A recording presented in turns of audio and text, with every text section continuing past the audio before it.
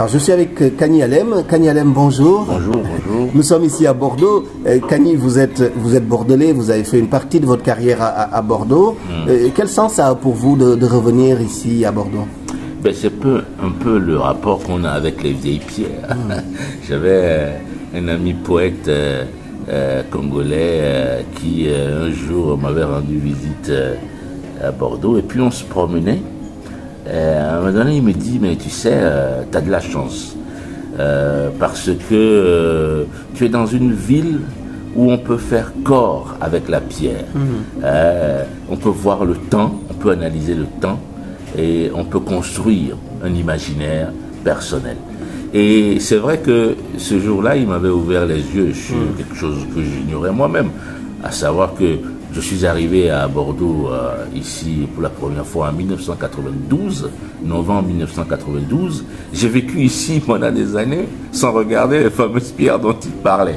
Et tout à coup, à partir de ce jour, j'ai commencé à voir que oui, il y avait un imaginaire que je me suis construit moi-même et que j'ignorais, et que je faisais partie de la ville. Bon, après, la vie fait que on est entre deux eaux, on est entre l'Afrique et Bordeaux, mais après tout, l'Afrique et Bordeaux, c'est une longue histoire. Donc, on est sur le même territoire. Oui, alors justement de l'Afrique, parce que vous êtes retourné au Togo, hein, qui est votre pays d'origine, où aujourd'hui vous exercez toujours des fonctions d'universitaire à l'université. Bien sûr. Mais également vous êtes conseiller du président de la République du Togo. Je suis conseiller du président de la République pour la culture et la francophonie. Tâche difficile et ingrate, je dois le reconnaître, en ce sens que quand je parle de difficile, nous avons le même problème dans tous les pays africains de façon générale, à savoir que quelle que soit votre personnalité, quelle que soit la consistance de votre discours sur la culture, de temps en temps on vous fait remarquer que ce n'est pas absolument la priorité. Alors pour ne pas être simplement une fleur à la boutonnière, vous êtes obligé de réfléchir et de trouver aussi des propositions qui ne braquent pas le politique. Parce que le politique a un agenda prosaïque. Il veut gagner les élections, il veut conserver le pouvoir. Alors, vous n'êtes pas dans cette logique-là. Vous êtes dans la logique de poser des bases, construire quelque chose qui puisse être une continuité de l'État plus tard. Il n'y a pas un temps pour construire la culture. La culture se construit petit à petit. Dans toute l'histoire mondiale, les circonstances favorisent parfois la pose des premières pierres. Donc, on y va petit à petit. On envoie des propositions, on fait des notes qui sont rejetées, qui ne sont même pas lues. Mais on laisse un peu le temps, on revient en arrière, on réfléchit, on dit, c'est peut-être la manière dont j'ai proposé la chose qui n'était pas convenable. Alors, je repasse par une autre porte et je vais faire entrer. Parfois, on a la surprise de voir que ça marche et que ce qu'on veut en réalité, c'est le minimum qui donne confiance aussi aux artistes. Ils ne peuvent pas être pris en charge dans nos États qui ont les moyens pour autre chose. C'est lourd, hein, le politique. Le politique qui te balance des chiffres. Te balance des chiffres en te disant si moi je mets tel montant dans la construction d'une salle de spectacle, ben écoutez, pour les prochaines élections, moi j'ai besoin de construire tant d'hôpitaux, tant de dispensaires. Alors, tu vois, ton truc, la culture c'est joli, mais on ne peut pas attendre un peu. Ben, c'est à toi de lui dire, mais non. Parce que à la place du dispensaire, pour l'instant, tu peux construire une salle où tous les jeunes peuvent se retrouver le week-end et performer. Et ça aussi, ça fait partie de la construction de l'espace public. Voilà, c'est un combat difficile, vraiment difficile, mais c'est un challenge. La véritable satisfaction, c'est quand on a la chance de pouvoir dialoguer et d'expliquer la chose. Par moment, oui, on arrive à toucher la seule autorité, parce que dans nos pays, c'est un peu de l'absolutisme. C'est le chef de l'État qui décide. Même les ministres de la Culture n'ont aucun pouvoir. Et ils ont même peur, parfois, quand vous leur apportez une idée, de transmettre l'idée en Conseil des ministres. Donc, vous êtes obligé de faire le boulot tout seul et de jouer celui qu'on respecte, mais qu'on n'écoute pas toujours, mais qui finit par glisser une ou deux idées qu'on réalise. Mais justement, donc là, vous êtes au cœur finalement de la culture, de l'activité, de la dynamique culturelle au Togo et en Afrique. Quels sont d'après vous actuellement les grands enjeux sur lesquels la culture africaine, vous avez également la francophonie, quelles sont aujourd'hui les orientations éventuelles et votre sentiment sur l'énergie de cette culture-là? Il y a quelque chose que j'ai remarqué en quittant l'extérieur pour aller un peu regarder les choses de l'intérieur, c'est que la question de la culture est plus complexe qu'on ne le dit. J'en suis même arrivé à ne plus croire à cette idée d'économie de la culture. Pour moi, la culture est politique, point, quoi. La question économique est subsidiaire. En ce sens que on remarque que partout dans le monde, lorsque les produits culturels ou les artistes finissent par s'imposer, ils drainent automatiquement vers le pays où ils sont, où ils ont réussi, la plus-value économique. Donc, la décision politique est au cœur de nos États qui sont des États en construction. On ne peut pas me dire que lorsque, au Sénégal, on prend la décision de construire même une salle municipale, c'est en termes culturels qu'on pense. Non, le maire a d'autres objectifs en construisant la salle. Mais qu'un petit orchestre finisse par émerger dans cette salle, elle va permettre de créer un circuit. Donc, si nous restons dans le discours économique, les politiques ne nous entendent pas. Ils ne nous entendent pas. Il y a une question d'environnement politique qu'il faut absolument assainir. Et une fois que l'on aura assaini cela, je crois que le dialogue entre les artistes et les politiques deviendra un peu plus clair. Les artistes ont souvent la remarque simple en disant « le politique nous ignore alors qu'ils ne savent pas que nous constituons une force ».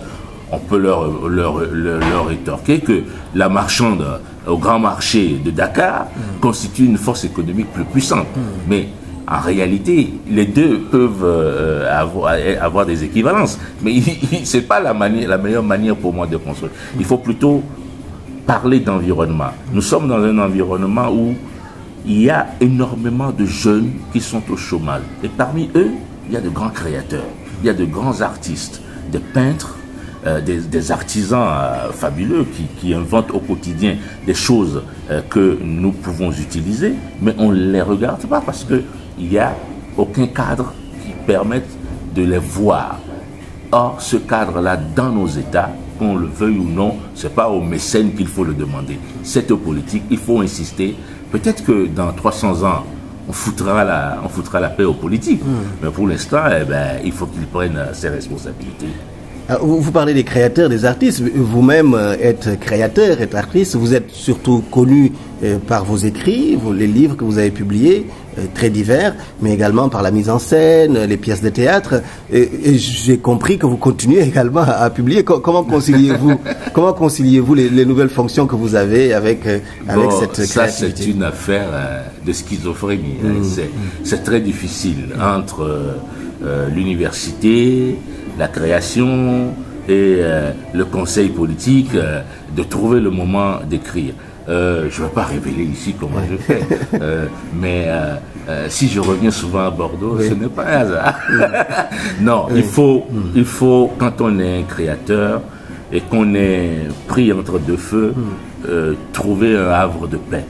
Et il faut s'éloigner un peu de cette tumulte politique et de la tumulte universitaire, qui est parfois plus grande que la tumulte politique. Il faut s'éloigner pour pouvoir retrouver un peu toute sa sensibilité de créateur. Ce n'est pas quelque chose d'assez facile. D'autant plus que moi, j'évolue dans une sphère de la création où la littérature, par exemple, où je problématise beaucoup mes sujets. Quand je décide de faire un roman sur l'esclavage, bon, c'est des années de recherche, quoi. C'est pas, je me lève le matin pour inventer l'histoire parce qu'il y a des enjeux considérables derrière. Donc, ça demande beaucoup de documentation. Et on doit se déplacer pour aller chercher la documentation. Même quand je décide d'écrire ce que je fais actuellement, un roman sur l'influence de plus en plus prégnante du djihadisme noir en Afrique subsaharienne, à travers l'histoire de Boko Haram, la chute du Mali, de l'État malien, ce n'est pas quelque chose de facile. Il faut voyager, il faut aller au Nigeria, il faut aller à Maiduguri, il faut aller écouter, voir. Ben, il faut faire un tour, peut-être pas au Mali, c'est ça qui est curieux, mais au Niger, où les choses sont plus complexes, et puisque c'est la base arrière du djihadisme noir, une fois qu'on a quitté le Nigeria. Bon, alors comment on fait ces choses-là? On trouve le temps de voyager pour faire de la documentation. Donc, j'avoue que ça ralentit énormément le travail du créateur, mais en même temps, on se sent pris par tous ces enjeux et c'est très intéressant. On ne sait même plus quelle est la priorité. Est-ce que c'est l'enseignement universitaire? Est-ce que c'est le conseil politique ou la création tout seul? J'ai tendance à dire de façon brutale que la politique est une activité ingrate et que la seule satisfaction réelle que j'ai, c'est que je puisse continuer à créer, parce que peut-être personne ne se souviendra que j'aurais été à l'origine de telle loi pour la culture au Togo, mais les gens, je pense, se souviendront encore que j'ai écrit un roman qui parle peut-être de la colonisation allemande ou de l'esclavage entre le Brésil et le golfe de Guinée. Alors justement, en parlant d'esclavage, vous êtes togolais, vous avez vécu à Bordeaux. Dans vos écrits, cette question-là, la colonisation de cette violence originelle est quand même assez présente. Vous savez que les pays africains commencent tout doucement à rentrer dans ce travail de mémoire. Le Sénégal vient de voter donc la première loi en Afrique qui déclare la traite des Noirs et l'esclavage crime contre l'humanité. Et comment pensez-vous que cette question-là pourrait ou devrait être traitée par les pays africains? Le Sénégal a ouvert la voie à une question que nous essayons tous d'esquiver, à savoir la reconnaissance politique de l'histoire de la traite négrière, s'entend. J'insiste sur l'adjectif négrière parce que elle est importante. Donc du coup, si le Sénégal a fait cet acte, c'est pour montrer que nous reconnaissons enfin les responsabilités que les pays que nous sommes aujourd'hui ont également dans cette traite-là, et qu'il faut honorer la mémoire de toutes les victimes. Donc il faut que les États africains aient le courage enfin d'instituer des jours pour commémorer. Les lieux viendront d'eux-mêmes, mais c'est l'action politique. Et ça, il y a beaucoup de résistance, il ne faut pas l'oublier, parce que moi j'ai remarqué que la plupart des gens sur la côte ouest africaine n'aiment pas trop qu'on parle de l'esclavage. Et oui, mais le politique a une responsabilité qui transcende le temps. C'est à lui de montrer qu'il s'est passé des choses et que nous acceptons en fait ces choses-là, et de montrer que nos enfants peuvent être fiers aussi de la reconnaissance de ce que furent leurs ancêtres. Merci beaucoup, Kadialé. C'est moi.